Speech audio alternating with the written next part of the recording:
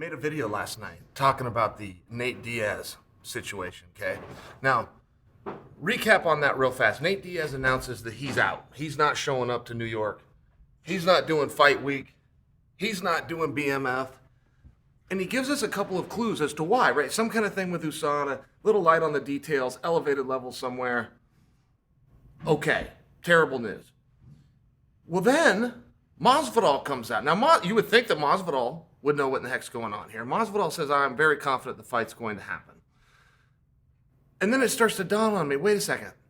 Nate said he's not showing up. Nate said he's not showing up plenty of times. There's been press conferences where Nate never did show up, but there's never been a fight Nate's ever skipped. I start realizing the UFC didn't announce that Nate's out. USADA didn't announce that Nate's out. And now Masvidal is arguing the other way, saying that Nate is in fact in. Okay, so I started thinking, wait a minute, did I get played here? Am I a sucker? Is this nothing more than marketing by Nate Diaz and there's nothing to see here? Oh boy, I'm going to feel like a fool if that's the case, but it looks like that's the case. A little bit strange that the UFC didn't back up Nate's claim. So little time goes by. By little time, I'm full night's sleep, okay? Wake up 5 hours later, checking the internet, going to bloodyelbow.com, getting all my scoop. Well, nobody has denied Nate's claim either, which is also a clue to go, okay, there's something here. It looks like Nate's not showing up. It looks like there is some kind of a USADA elevated, however all that works, lingo. But why is there no talk on it? How come there isn't other guys stepping forward? How isn't there, the offices haven't put something out, the organization, United States Anti-Doping Agency, hasn't put something out? Why? I don't know that I have the answers to that, but I know who would. Ariel Helwani. Ariel. So I ask him, hey man, what's going on? It appears to me that Nate took Nate out. What I'm wondering is why the UFC didn't take Nate out. Why USADA didn't take Nate out. Why did Nate take Nate out? What am I missing? Okay. He goes, look, you are missing something. There is more to this story. But I'm working on it. It's developing. And that was about as far as I could get. Now, I understand why. First off, if Ariel has something, that's Ariel's, right? And if he gives it to me, and I get to the camera before I just scooped him. That's not right. Can't scoop a guy on scoop that a guy gave you, right? That's just not right. But it's still more clues. Okay, we're dealing with a little bit of a mystery here. Even Nate's statement, which, by the way, was the most innocent man statement I've ever seen in the history of it was so abundantly clear with no evidence, right? What kind of jury would I be? I need to see evidence. With no evidence, just opinion that his statement formed. I've never seen a more innocent person.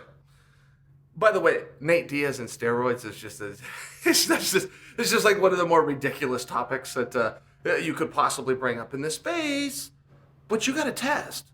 You got a test done by the guys that know how to do tests. In USADA, there's going to be some red tape. That's just the way. There's going to be some red tape. Okay, so come down the elevator. I got to tell you, I'm tired. This whole Nate Diaz, I'm getting tired. I had to stop, get a coffee, almond milk, honor of Nate Diaz. But here's what's going on. I run into Coach Eric Albarracin, right? I assume you guys know who Coach E is. Trains Cejudo, both the Pitbull brothers, just by example.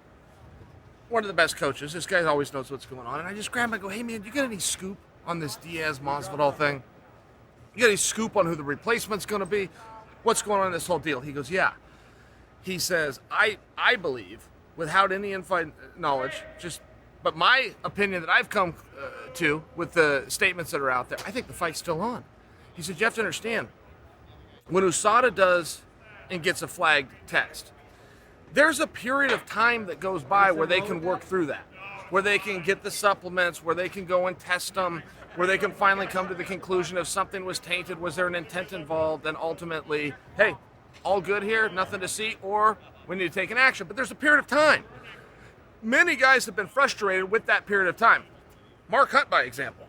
Mark Hunt, who's going, hey, get this done in a quicker fashion. Just to bring up that this is a real thing. And what Coach Eric is saying is, he goes, look at what Nate is doing. Nate has a fight imminent. Nate is saying whatever you have to go through and whatever tests you need to do and whatever you need to conclude that you'd like to have 90 days for, you now have 9 days for. So get it done. I didn't do this. Whatever evidence and testing and whatever junk science you're going to find out that I didn't do it because I didn't. So get on with it in a timely fashion. And if you do, I'll see you at MSG. Something you all would like to happen. And if you don't, then I won't. Something you don't want to happen. So what Eric is basically contending is that the way that Nate has positioned himself and coming out and talking about it and letting everybody know what's going on, particularly when you put that in conjunction with the fact that nobody else has done that. USADA hasn't come out with their statement. Dana, the UFC, they haven't come out and said this match is in jeopardy. They also haven't said, no, this isn't true. So we have enough smoke to know what's going on. But I like Coach Eric's take on it because he is right. These things do get done. There is a way to go in and test this. There is a way for Nate to be cleared, for his good name to be saved. So speed it up. Get it done. You do that and I'll do this for you. You don't do that in a timely fashion, I can't do this for you. Now, just for fun, let's look at the top 5 guys that could take this spot. Okay, this is a BMF fight. This isn't just a big fight. This isn't a contendership fight. This isn't just a marquee fight. It's a BMF top fight. So you got to have a BMF. We got a few guys available. Robbie Lawler. Tell me he's not a BMF. Conor McGregor. You be as mad as you want about Conor. Don't tell me he's not a BMF. Justin Gaethje. Donald Cerrone. I'll give you a name. Now, I'm well aware this isn't going to happen, so don't think how could you come to that conclusion? I'm not at that conclusion. I'm just having some fun talking to you. Do you want to know what solves all problems? If Nate Diaz is out, do you want to know what solves all problems? All of them? Won't affect the rankings? BMF stays preserved? Everybody leaves happy? Nick Diaz. Uncle Chill, there's no bad guy like Uncle Chill. He never lost, not even a round, undefeated.